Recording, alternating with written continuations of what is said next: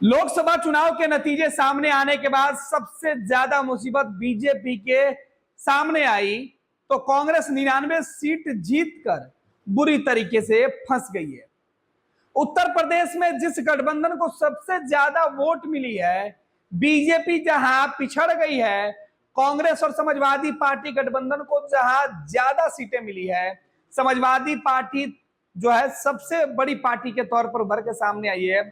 उसी उत्तर प्रदेश के अंदर कांग्रेस पार्टी के सामने अब वोटर सवाल पूछकर फंसा दिए हैं। बेरोजगार युवाओं के बैंक अकाउंट में महीने के 8,500 रुपए, साल के 1 लाख रुपए खटाखट पहली नौकरी पक्की स्कीम में। राहुल गांधी उत्तर प्रदेश के चुनाव में खटाखट का नारा देकर इस कदर मुसीबत मोल लिए हैं कि चुनाव के नतीजे सामने आते ही कांग्रेस ऑफिस के बाहर फॉर्म लेके, ये कौन सा फॉर्म है? ये राहुल गांधी के घोषणा पत्र वाले फॉर्म है, जिसे लेकर कुछ लोगों को बताया जा रहा है कि जाइए और कांग्रेस मुख्यालय में आपको पैसे मिलेंगे। दरअसल ये पूरा मामला सियासत से जुड़ा हुआ है, कांग्रेस और कांग्रेस के विपक्ष में रहने वाले लोगों से जुड़ा हुआ है। दरअसल कुछ महिलाओं को इकट्ठा करके फॉर्म भरने के नाम पर सुबह सुबह कागज दिया जा रहा है, दरवाजे पर नॉक करके कागज दिए जा रहे हैं कि ये कागज लीजिए, इसे भरिए और 1 लाख रुपए आपके खाते में आ जाएंगे। दरअसल कांग्रेस के घोषणा पत्र, राहुल गांधी का जो घोषणा पत्र था उसमें था कि देश की महिलाओं को केंद्र में कांग्रेस की सरकार आएगी तो वो लोगों को सीधे तौर पर 1 लाख रुपए खाता महिलाओं के खाते में खटाखट आ जाएंगे। ये राहुल गांधी ने चुनाव के वक्त ये बातें कही थी। लेकिन जैसे ही चुनाव के नतीजे सामने आए, इंडिया गठबंधन सरकार बनाने से चूक गई, बहुमत का आंकड़ा इंडिया गठबंधन यानी कांग्रेस नहीं छू पाई। ऐसे में अब जिस जगह पर कांग्रेस के उम्मीदवार चुनाव जीते हैं, बीजेपी उत्तर प्रदेश में बुरी तरीके से चुनाव हारी है। उत्तर प्रदेश की ज्यादातर सीटें उत्तर प्रदेश के अंदर भाजपा हार गई है और बीजेपी के चुनाव हारने के बाद बीजेपी के लोग हो या कांग्रेस के लोग हैं या समझदार वोटर, वो कांग्रेस के दरवाजे पर पहुंच के कह रहे हैं कि जिस खटाखट की बात आप कर रहे थे वो हमारे अकाउंट में दे दीजिए। लेकिन वहां जो वोटर, जो महिला पहुंच रही है, वो कह रही है कि आज सुबह सुबह हमारे दरवाजे पर दस्तक देकर किसी ने फॉर्म पकड़ा दिया, कहा कि ये कांग्रेस का घोषणा पत्र है, इसे भर दीजिए तो आपके खाते में 1 लाख रुपए आ जाएंगे। अब सवाल ये है कि कांग्रेस गठबंधन की सरकार तो बनी नहीं केंद्र में, फिर उत्तर प्रदेश में हार का ठिकरा क्यों कांग्रेस के सर पर फोड़ा जा रहा है? या कांग्रेस के अंदर भीतरघात है, या कांग्रेस के लोग जो है अपने ही पार्टी का मजाक बनाना चाहते हैं, या जो लोग महिलाओं को गुमराह करके कांग्रेस ऑफिस के बाहर भेज रहे हैं वो किस राजनीतिक दल से जुड़े हुए हैं और कांग्रेस के नेता अब तक इस पूरे मामले पर चुप क्यों हैं, ये भी दिलचस्प है। दरअसल उत्तर प्रदेश के अंदर कांग्रेस ऑफिस के बाहर महिलाओं का कई जत्था 2 दिनों से घूम रहा है।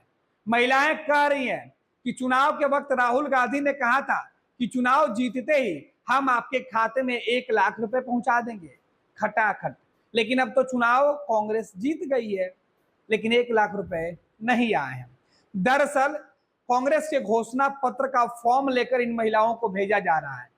अब सवाल यह है कि कांग्रेस में राहुल गांधी की घोषणा पत्र सरकार बनने पर थी, जबकि ये लोग जो कागज लेकर पहुंच रहे हैं वो कह रहे हैं कि आपने जीतने की बातें कही थी। अब कांग्रेस इसी उधेड़ बुन में डूबी हुई है कि कांग्रेस पार्टी के दफ्तर पर पहुंचने वाले लोगों को समझाए कैसे कि सरकार नहीं बनी है, जो वादा हमने किया था उसे पूरा नहीं कर पाएंगे, लेकिन लोग जिन्होंने वोट किया है वो हिसाब मांगेंगे। अब हिसाब मांगने वाले लोग कौन है, इस पर सवाल कांग्रेस पार्टी उठा रही है। दरअसल उत्तर प्रदेश के अंदर इस तरीके की तस्वीरें निकलकर सामने आई तो कांग्रेस और उसके सहयोगी कह रहे हैं कि बीजेपी सुनियोजित तरीके से हार का जो है हार से बौखला गई है और हार का ठिकरा वो वहां के लोगों के सर पे फोड़कर उन्हें बेइज्जत करने की कोशिश कर रही है। उन्हें पता है कि घोषणा पत्र तब लागू होता है जब केंद्र में कांग्रेस पार्टी की सरकार बनती, लेकिन बेवजह इन लोगों को ये पर्ची सुबह सुबह चुनाव के नतीजे आने के बाद इनके घरों पर क्यों पहुंचाई जा रही है, ये बड़ा सवाल है। अब देखना है कि इन तमाम सवालों के बीच कांग्रेस पार्टी का जवाब क्या आता है, राहुल गांधी से पूरे मामले पर क्या कुछ कहते हैं।